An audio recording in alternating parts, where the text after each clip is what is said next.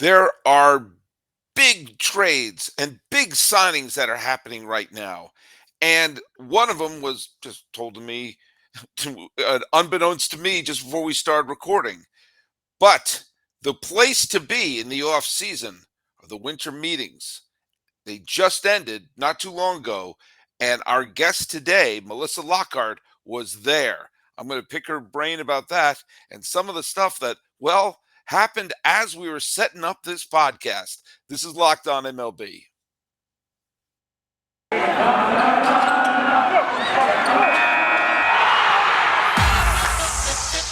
You are Locked On MLB, your daily MLB podcast. Part of the Locked On Podcast Network, your team every day.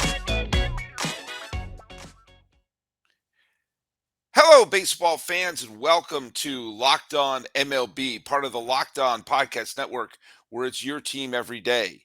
This is the daily podcast. We talk about all of Major League Baseball. I am your host, Paul Francis Sullivan. Check out my lower third. There I am. You can call me Sully. I'm an Emmy-nominated television producer who has been a baseball podcaster for the last 10 some odd years, and the last 4 seasons here at the Locked On Podcast Network. You can follow us on Twitter, Locked On MLB Pods. Same handle for Instagram. I'm your pal Sully at Sully Baseball on Twitter, Sully Baseball Podcast on Instagram. And be sure to tell your smart device to play podcast Locked On MLB or check out some of the other great shows on the Locked On Podcast Network, including Locked On A's, Locked On Giants. You name a team, we've got them all. We've got your team covered every day. I'm very, very happy to bring back a returning contestant, a guest who was on our show. I think you were on our show about a year ago, around Christmas time. A writer and editor for The Athletic, and someone with great baseball ties to the Bay Area, and someone who was at the winter meetings, which for me personally is one of those places I'm just drooling to go to. And I should probably see a doctor about that. But right now, we're going to bring in Melissa Lockard. How you doing? Welcome back to the show. Good. I'm doing great. Now a couple days removed from the winter meetings, I can finally breathe again. So it feels good. So yeah, we are going to talk. We'll talk a little bit about the winter meetings in the third segment. I really wanted to bring you on about the Murphy trade with the A's. In fact, I held off talking about it because I knew that you and I were going to be talking. But why don't you tell the listeners what happened when we were setting this up? I was making sure all those things were typed out, and I wanted to go over what we want to talk about. And why don't you tell everyone what you said to me? Yeah, so I said, well, we could also talk about the Correa stuff if you want to. And you seemed kind of surprisingly blasé about it. And I was like, it's probably going to be a big topic of conversation, I imagine, when this podcast drops. And sure enough, you had not heard the news 2 minutes before we got on that Carlos Correa and the Giants are reportedly in contract agreement for 13 years, $350 million. Yep. 13 years. Now, I mean, so full disclosure, I was spending a good portion of tonight building some IKEA chairs. So if you were using the SimpliSafe camera system in my house, you would have seen me swearing in Swedish at these chairs. I wasn't checking. I wasn't vehemently refreshing MLB trade rumors, every second on the second. And so, no, I didn't hear about Carlos Correa signing with the freaking Giants, which was not my prediction at the beginning of the offseason. I thought he was going to go to Baltimore. Oh, that's I interesting. thought here was my reasoning. Here's my reasoning. The Orioles brought up a bunch of young players, and for a couple of days were contending for a wild card. For a couple of days, they were a wild card team. And for the first time in a long time, there's excitement in Baltimore, but there was a little bitterness that they traded away Mancini and a couple of people at the trade deadline. So I thought they were going to sign a big free agent as if to say to the fans, hey, no. We're going to try to win now. But no, I closed my eyes and I saw a black and orange uniform, but apparently I picked the wrong one. Yeah, it's pretty close though. Yeah, pretty close. So, I was carnacking it. So Melissa, let's break this down. Let's talk a little bit about this. The Giants obviously had the money they wanted to throw at Aaron Judge. They don't get Aaron Judge. They get 13 years of 13 years. So that's 2035. Yeah. Uh, God bless Carlos you. Correa. We're all still here. Yeah, and if I'm still doing the Locked On Podcast Network at that point, hey, I'll take it. We'll sell some Built Bars. But tell me your thoughts on this about the Giants going in, pushing all the chips in the center of the table and getting probably the biggest prize of all the shortstops that were available. Yeah, I mean, it's not as clean a fit as Aaron Judge would have been. They Mhm. they really need outfielders, and they have a shortstop at least for one more year who has been a franchise shortstop for them for a long time. So obviously, it would have been a lot easier to bring in a right fielder where they didn't have to push anyone aside or make any uncomfortable conversations. That being said, obviously Carlos Correa is about almost a decade younger than Brandon Crawford, and has proven to be a World Series winner himself, and has proven that he can, impact both sides of the ball and is a superstar. He isn't as recognizable a face, I think, to a casual fan as Judge is, but certainly among baseball fans, he's as recognizable as anybody. And they need star power. I mean, this is a franchise that in this market has really lived with big names kind of driving them, but dating back to Barry Bonds, and really with Buster Posey retiring, this is the first time they didn't have anyone that was really a household name that could compete with the Steph Currys and compete with the 49ers kind of draw. So they had to get somebody, and they kept kind of striking out on a lot of the deals. It's been a couple of years of finishing second on a lot of different guys. So even if he isn't the neatest fit, I think he still was very necessary for what the Giants need, not just from a baseball perspective, but from a business perspective as well. I think it's a great fit. I think it's a great fit. I think he's gonna. I think he's gonna play well in San Francisco. Yeah, I know there's the baggage for being part of the 2017 squad and everything like that. But he showed in the wake of that, especially when they went to the World Series in 2021, that he sort of dusted that off and in some ways kind of embraced it. Like, okay, we're the bad guys. All right, fine, we'll be the bad guys. And doing the whole watch thing he did. And let's not forget when Minnesota was the first place team for about 2/3 of last year. They had the horrible, horrible finale. They caught the Guardians and Twins were tied the day before Labor Day, and then the Twins just had a grotesque September, which you can see. Uh, you can see Carlos Correa updating his LinkedIn page because he said, "I think I'm going to be looking for a new job pretty soon." And I hope they were selling lots of Correa jerseys in Minnesota for those last 2 weeks because everyone saw that there was going to be a cloud of dust in the shape of Carlos Correa running. I am shocked that he did not go to either the Yankees or the Cubs. I mean, and I'm being a slight hypocrite because I said I thought he was going to go to Baltimore, but I did not see the Giants. This kind of blindsided me. Yeah, I mean, it's interesting. Their new general manager, came from the Astros, and obviously has a long relationship with Carlos. I think he's unique in the sense of not only is he young for a free agent because he debuted so young, so he's only 28, which is different than Aaron Judge was, going to be 31 years old, and you're committing to 10 years of a very beefy slugger at that, and you're looking at a bit more athletic and younger player at this year rate. I could see that working into how they kind of operate a little bit better. But I also think, frankly, it got to a point where, they had struck out on the deals they wanted to make so much that eventually they had to just make a deal. And Right. if even if the deal isn't the deal that they ideally would have gone into the year making, it was the deal they had to make at this point, because I think they were losing fan trust at this point. I think you make a great point there, Melissa, that the I think Judge is going to break down before Correa.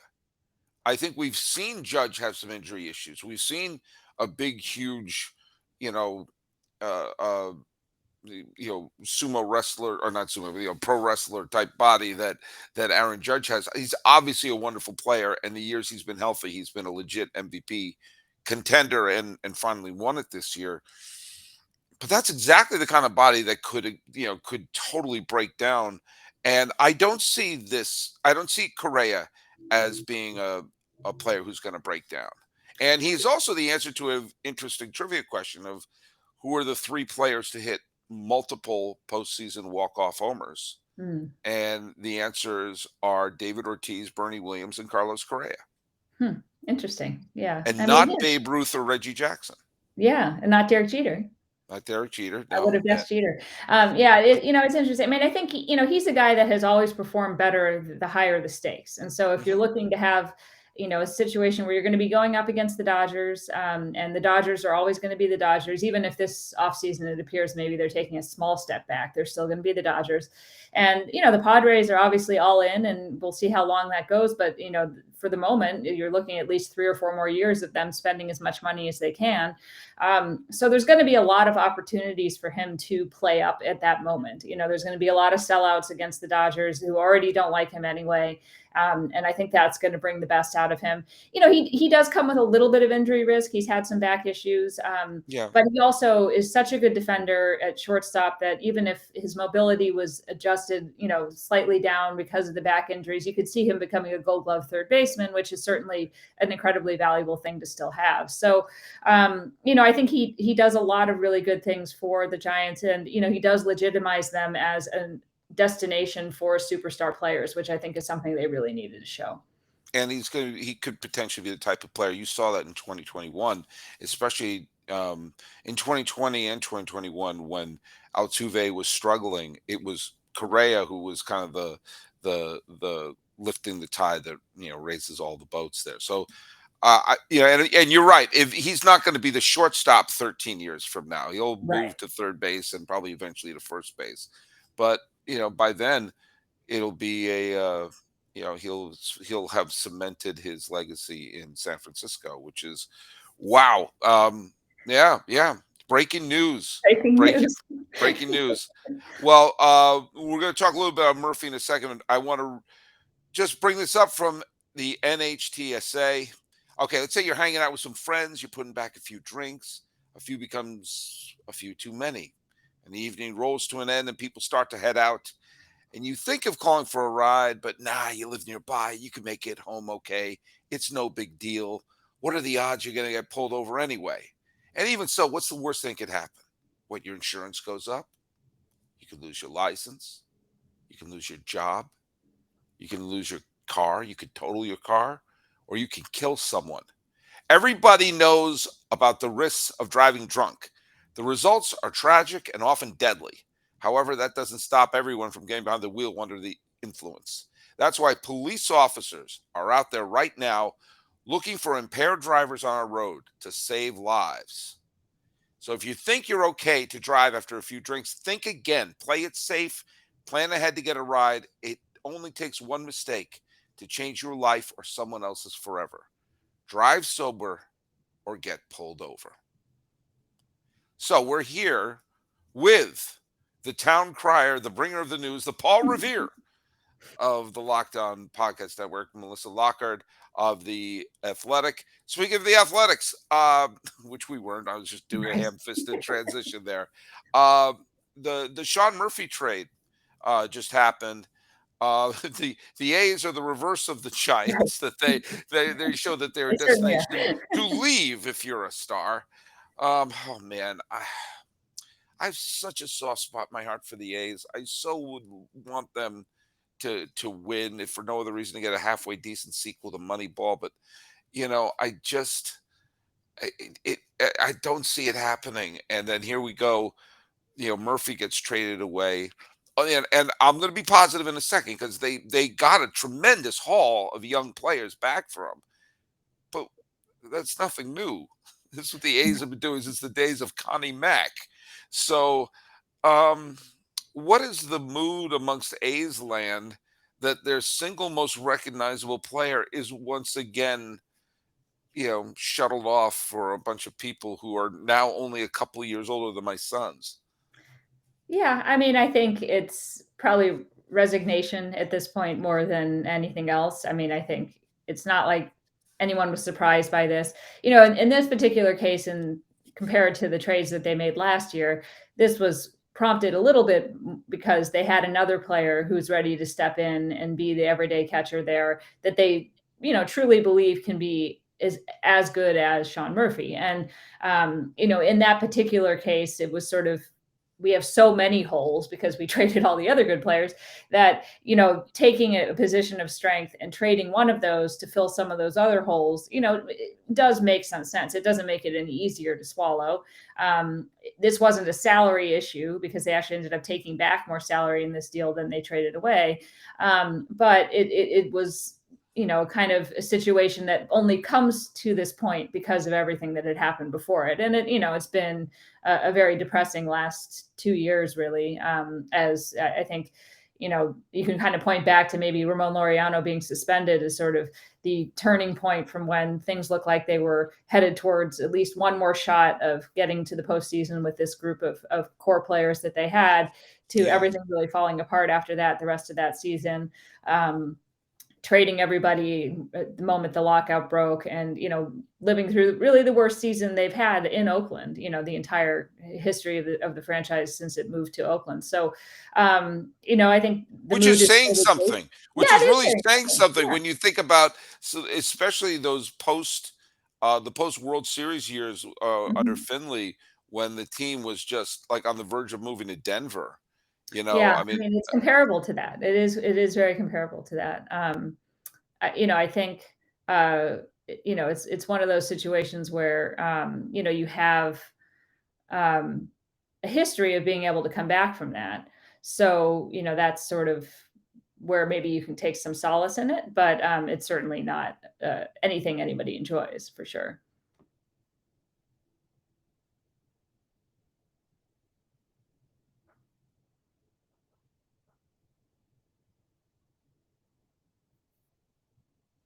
Yep. Are you back? yeah, I'm sorry about that. There was No, we had a internet glitch in no my. worries. I'm talking to myself. No, I know. I was just saying. It's not Oh, bad history to go back to that, to say, they were that terrible when Ricky Henderson was debuting in the league, and then, things turned around, and that's sort of been the cycle, that things get bad, then things get good, then things get bad, then things get good. But it isn't a cycle that anyone really enjoys. And certainly right now, it's the depths of how bad that can get in this cycle. yeah, yeah. This is just. I mean, I find it. I'm sorry. I do find it to be a bit heartbreaking, because they really look like they were putting together um, something really good, and I just feel like this is oh man, it's borderline not fair.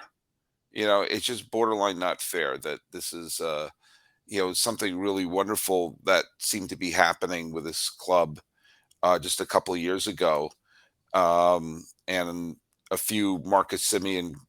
I just think of that the home run by Simeon, in those series in Toronto, was like the last moment of happiness in Oakland. Um, what do you? I mean, all right. Let's try to be positive for a second. Let's try to be Mhm. positive for a second, because they did get some players back. Mhm. It wasn't a total disaster. I mean, they did get um uh Ruiz from Milwaukee, um Tarnock, Muller, Salinas are going to the A's from Atlanta. I mean, a lot of these are some of the highest rated prospects in Atlanta's system. So, I mean, there are reasons to be optimistic about some of the players who came over in the deal. I think the main question is there going to be any optimism for the for the A's in terms of them even staying in Oakland? I mean, is this going to be how many more years are we going to have? Are they going to deliver a championship to Las Vegas? Yeah, I mean, I think, that's why this cycle exists, right? Because as long as they don't have a permanent solution for the stadium, their owner refuses to put any money into it at all. And so when you're in that situation, the best the office can do is sort of try to cobble together with the roster they can with the restraints that they're given for any given year. And, in fairness to them, they've done a pretty good job of that most years, right? Like it isn't exciting. It isn't Carlos Correa's 13 years and $350 million.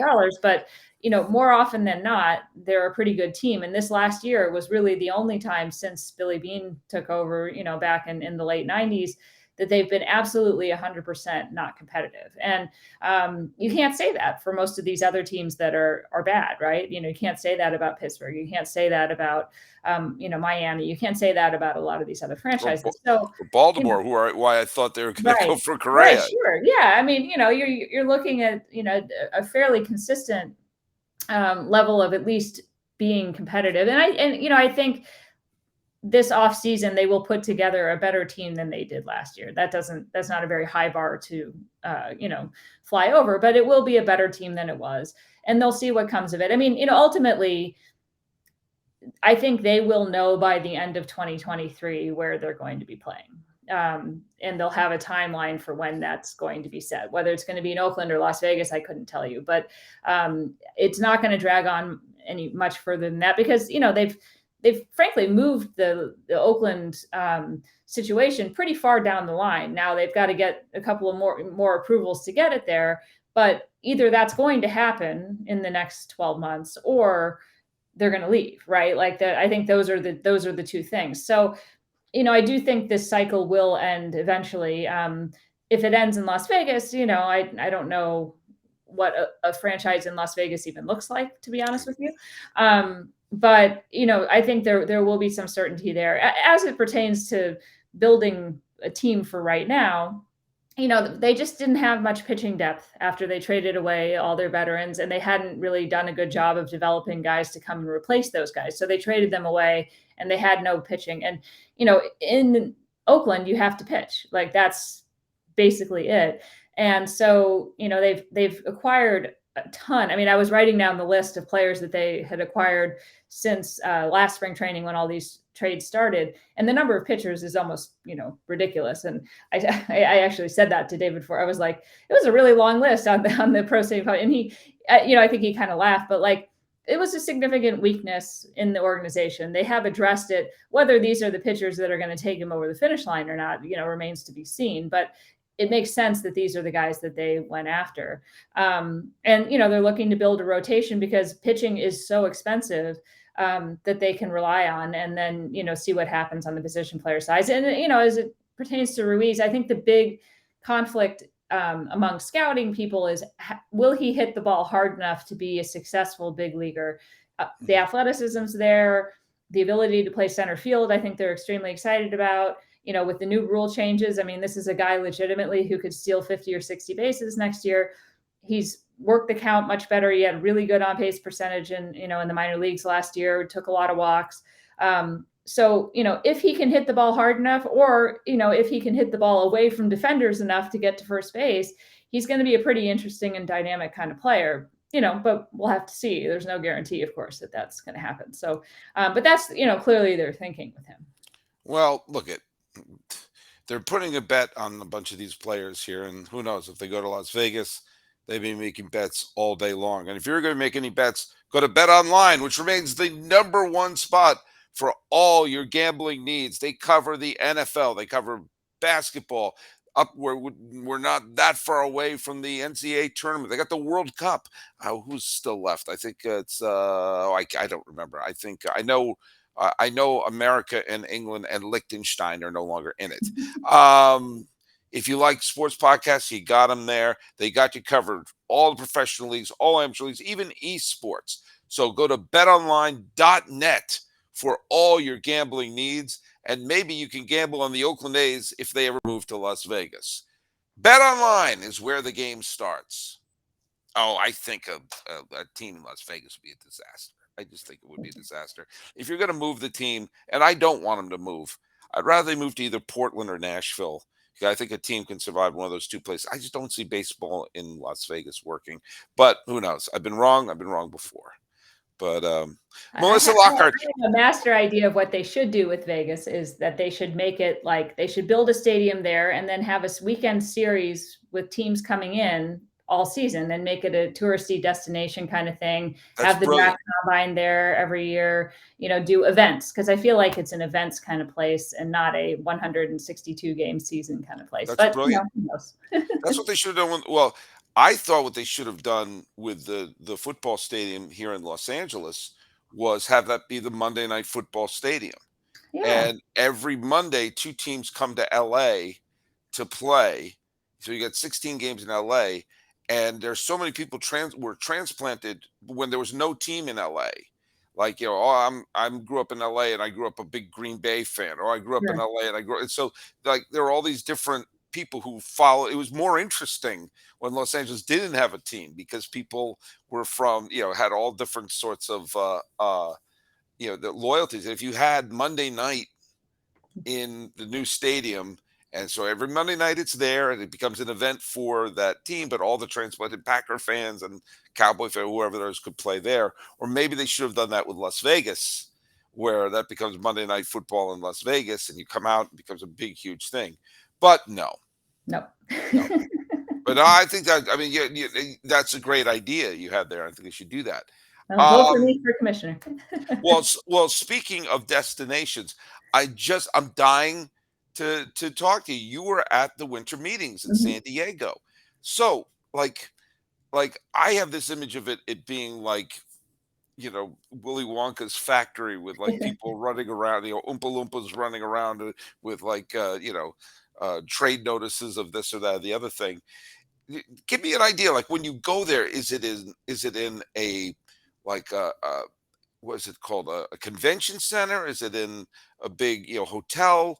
And do you see people, like, are the people wandering around like you're in Disneyland? Just give me a little taste of like what a day at the winter meetings would be like. Yeah, so, this year it was at the Grand Hyatt in San Diego, so near the convention center, but not actually in the convention center. And, basically it took place in the entire lobby there. And that's actually one of the better I think destinations for it because it's a bit spread out, but it's not so spread out that you do see everybody that you need to see, but there's also no clog points because in some of the other locations everybody can kind of jumble together and then you can't get through.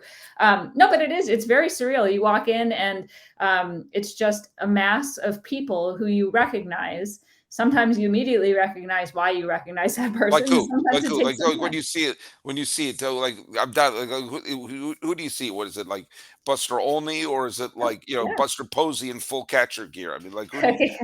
Nobody in catcher gear, but no, I mean, you'll see a lot more, media personalities and front office people and scouts and all that sort of stuff than you do players. But you do see players. I mean, Nelson Cruz. Every time I looked over my shoulder, Nelson Cruz was there. He was there to be ostensibly because he was the general manager of the Dominican team for the WBC. Right. But I'm sure it was also to be seen by teams that, could possibly be interested in him as a free agent. Jose Bautista was there. Not sure exactly why, but he was there. I heard Jed Lowry was there. I didn't see him.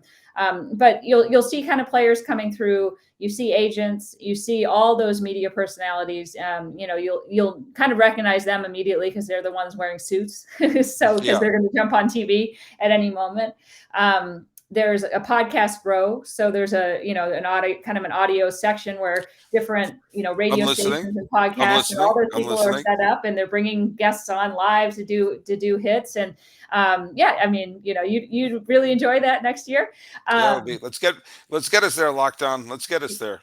yeah, I mean, it's kind of has everything you want. And then there's live events that goes. So there's a media workroom. Hmm. They set up kind of a schedule at the beginning of the meetings about when you would meet with every manager. So every manager has kind of a scrum, and you get that schedule. So those are kind of going on. You also have like the Hall of Fame announcement, and then the press conference. If there are any big free agent signings that are finalized, they may bring those people in to have their press conference, in the media workroom. Now that seemed to be more common in past ones. Now I think people tend to have those big press conferences back home, but you'll have that. There were a few live events. We were at the first MLB draft lottery, which was, I believe the consensus of everyone was that one of the strangest live events we've ever been in, because you walked into a room, nobody knew how it was going to work, including all of the teams that were involved, which was very, very interesting. And we walked into a room with a live set. We're all literally just standing around. So you're standing, next to John Hyman, and then like the GM for the, Phillies, and then this and that, and it's just, we were just standing there. And then they kind of start announcing teams, and you had to be very quiet. And, they've got the guys from MLB Network doing their little show, and then it was over. And it was very strange. There were no chairs, so we were all standing. So that was kind of interesting.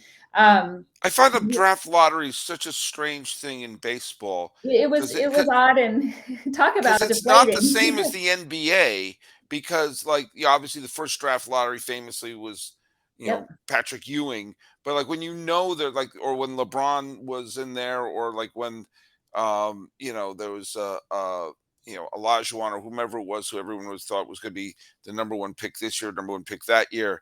And, so there's an anticipation of, you can get Ewing or you can get LeBron.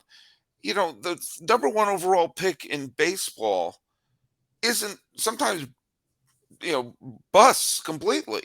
Right. Or becomes, you have your Bryce Harpers as the number one pick overall, and you also have your Luke Hochshavers, Right. who had a career. I mean, it's not like he was he made the major leagues, he got himself a World Series ring for his troubles, but no one's gonna be bouncing their kid on their knee talking about the day they saw Luke Hochshaver pitch.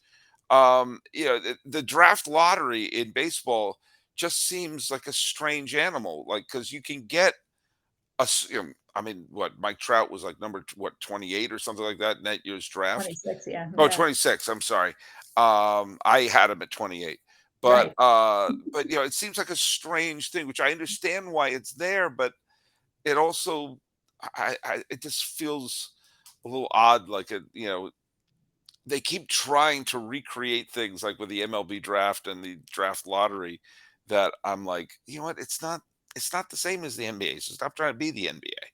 Yeah, well, it was funny too. I mean, not funny, but when talking about the A's and sort of their year of sadness, I mean, here's the first time that they've lost 100 games in more than 30 years, and they don't get the number 2 overall pick. They fall all the way to 6. They were the only team that had the same odds to get the number 1 overall pick to fall out of the top 3, it was just. I mean, it was fun. I mean, in some ways it was kind of funny, David Forrest wearing his lucky shoes and his lucky socks, but it didn't work, and it's like, they're people too, right? With their own same superstitions and all that. The team front offices have these suites. So, a lot of the GMs and all them are kind of in these suites, except they might come down to the floor for a few little events, but they'll bring their beat writers up to these suites to kind of give them kind of exclusive access or time to get questions answered about what's going on downstairs. And then, when the news breaks, I mean, it's the same way that you would see it if you were sitting at home, in terms of like, all of a sudden there's a tweet, but it's amazing when you see everyone seeing the same tweet at the same time. And then the energy of just, oh my God, I have so many things I have to do now. Let's run off and, try to confirm this. And then we're doing that. And, the guys like Ken Rosenthal and John and all these people that are the ones breaking all that news. I mean, the stamina that they have to get through those 4 days, they don't sleep for the entire time. It's incredible. Right. And, you do end up admiring the work ethic, because it's just like, we're up till 1 or 2 in the morning and awake again at 7. And that seems like a lot. And they're doing it at like 23 out of every 24 hours a day. So, it's definitely a very inside baseball kind of event. I'm not so sure if a fan showed up, right? Yeah, exactly.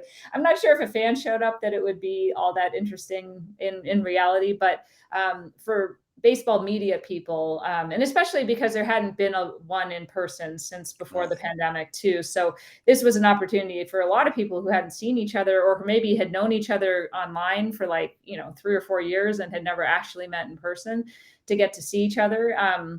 And I think that was probably as good a part of it as anything else. But it's exhausting.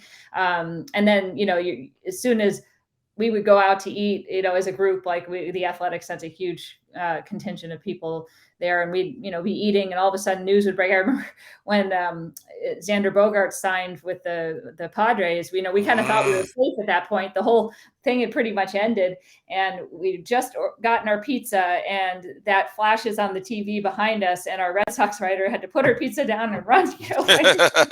There's not a lot of meals that get finished when you're there. So, but it's definitely a fun and unique experience for any media member to be involved in. Oh, I'm so jealous. I gotta get in podcast row next year. Yeah, no, Gotta get in you love it. podcast row. I gotta be there. I gotta be there, and if for no other reason to flag down Nelson Cruz, because inevitably he'll be walking around there next year You too. will, yeah. You gotta And you'll be there too. Yeah, You'll his be there. eyesight will be better than mine, but Well, this has been an interesting show, albeit with a little big technical glitch right in the middle of it. Melissa Lockard, tell people where they can follow and read your stuff. Yeah, so find me on The Athletic. I not only am a writer covering the A's and Giants primarily from the minor league side of things, but also an editor. And so invite you to follow our Giants and Mariners and prospect coverage, because I edit those all very closely as well. But I'm very proud of the MLB team that we have. I think it was actually quite striking at the winter meetings to see how many of us there were and how many high quality writers that we have. So really invite you to come on there and find me there. And then as long as Twitter's still around, you can find me at Melissa Lockard, or wherever else we all end up. I'll probably have the same handle there. So. Well, and by the way, thanks so much for making Locked On MLB your first listen. And for your second listen, have that be the Locked On Sports Today podcast for all the best stories, the biggest games, the new takes, great reactions, big game recaps. It's available on Odyssey, YouTube, or wherever you get your podcast. Talking about Murphy, talking about a trip to San Diego, and talking about breaking news with Melissa Lockard of The Athletic. This has been Locked On MLB. I am your host, Paul Francis Sullivan. Please call me Sully.